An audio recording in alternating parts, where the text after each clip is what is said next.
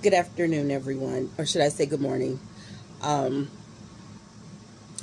listen, one thing about me is that when I see that there is a problem in my community, I try to do my part to address it and help fix it.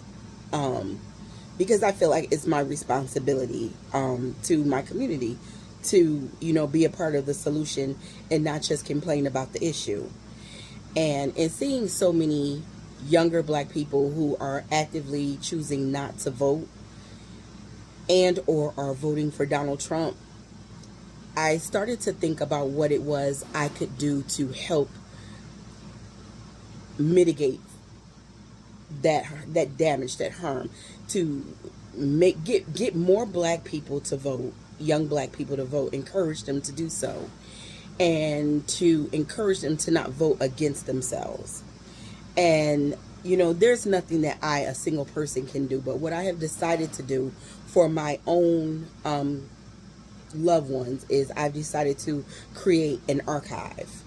And one of the reasons why I decided to create this archive is because I know that these moments in history where there is so much divisiveness, so much hate, so many people who are actively choosing to vote for a lying, grifting, xenophobic, misogynist, rapist, they will, at some point down the line, do revisionist history, as they always do.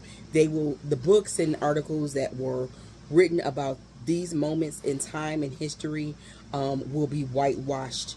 And so, what can I do about helping my community understand these truthful moments that we are now living? And I decided to collect, because now we're living in a time, what was different from other previous moments in history is that not everyone had a camera in their hands. And so now this time in history is being filmed. And so I'm gathering all the footage of all the people who will not be able to deny their behavior that is playing out in 4K. I am collecting all of the hateful things that they send me in messages, even if it doesn't have a profile picture, because technology, we don't know where it'll be, you know, 30 years from now. Maybe, people who once unalived other people in history didn't know that DNA would be a thing one day. So digital footprints, I imagine that technology will change, as, you know, some of us evolve, and technology as well. And so these people will be a lot more easy to identify, even if they are hiding. And not only have I decided to do that with the Republican Party and the MAGAs and the Trumpers, I've also decided to do this with all of the other members of marginalized communities who try to attempted to gaslight black people into voting against our own best interests. I think that it's very important that we share these moments that will become history with our descendants. They should have access to the truth in the form of family archives left by those of us who are living these moments now. That's something that our ancestors couldn't do. And we have very few of their words that they left behind, that were not destroyed or burned or damaged in some other kind of a way. We just are not able to access them. This will be kind of a family community archive, and as time goes by, I will be expanding upon it.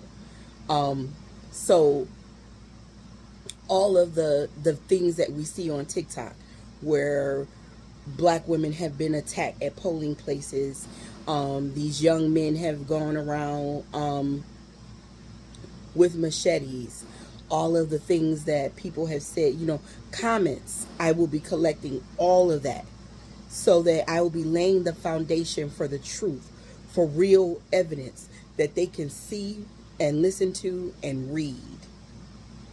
And if you are that black person in your family that cares about your grandkids and your great grandkids, your nieces, your nephews, your descendants, I encourage you to do the same.